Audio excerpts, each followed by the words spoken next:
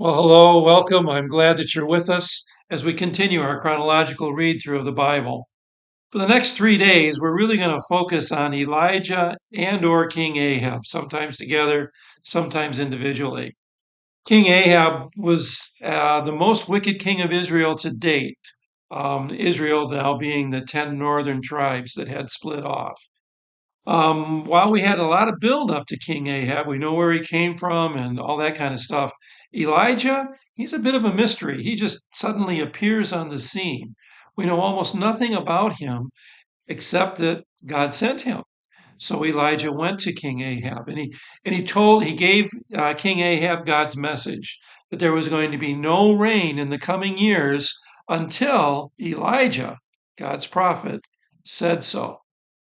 Um, God then hid Elijah so that Ahab couldn't get a hold of him and try and force him to say that there would be rain until God himself was ready for that. So God sent Elijah to hide by a brook east of the Jordan, and there God used ravens to bring him bread until the brook dried up.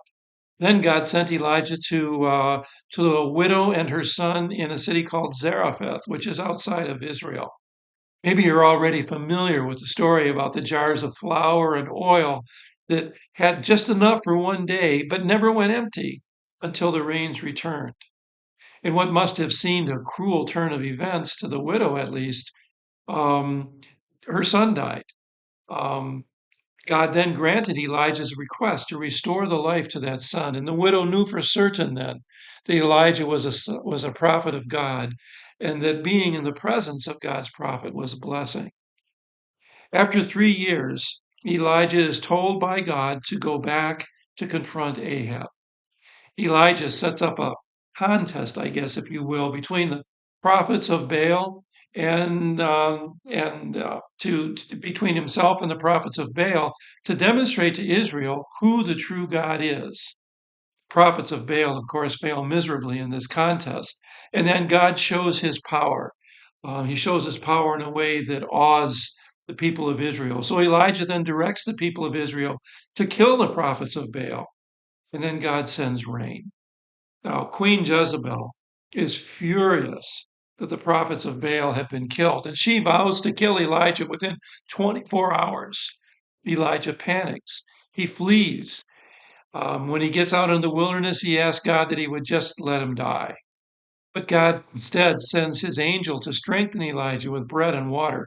3 times he does this: bread, water, sleep, bread, water, sleep, before he finally sends Elijah to Mount Horeb, where God speaks to Elijah. There, Elijah complains that he's the only one left, that everyone else has forsaken the covenant. But God has much more for Elijah to do. He sends Elijah to anoint King Hazael. Um, I'm sorry. He sends Elijah to appoint Hazael king over Syria. It's interesting that the Syrians are Gentiles, but it reminds us that God is sovereign over all the earth. So anyway, God sends Elijah to anoint Hazael over Syria, to anoint Jehu as the next king of Israel, and to anoint Elisha to be prophet in his place after Elijah's place after he dies. Through those three, God is going to extract punishment on those who have broken his covenant.